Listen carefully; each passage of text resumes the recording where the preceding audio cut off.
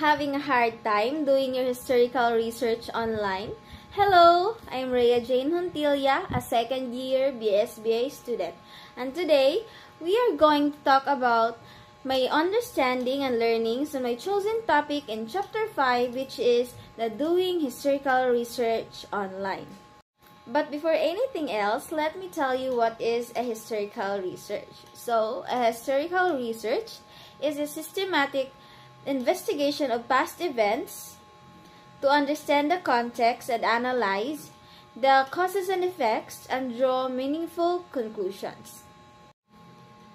Now, one of the most common ways to do a historical research is by doing it online. And the best tool for an online research is, of course, the internet. And according to this chapter, the internet has become the primary source of information for most of the people and most of the students nowadays. But of course, everything should always have a limitation. Just a single click and you will access tons of available information on the internet.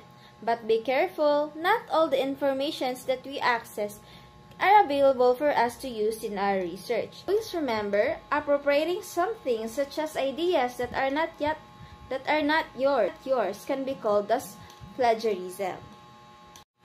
And according to this chapter, there are simple skills that will get you far in doing your historical research, and that is knowing where to look and how to look. Searching online such as yahoo.com or google.com could lead you to a lot of sources with the right search string. The more refined search string, the more definite the result. But aside from Google and yahoo.com, we also have the Wikipedia. Well, Wikipedia, it is the biggest open source encyclopedia in the whole cyberspace. And did you know that last 2017, it has 40 million articles in 293 languages? Wow, that's so amazing. But the downside of an Wikipedia is not all of the informations are reliable. But do not worry, because there are some websites that you can legally download scanned books, especially those books that do have expired copyrights and are in public domain. And one of those is the Project Gutenberg, which is the oldest digital library in the whole world, founded during 1971.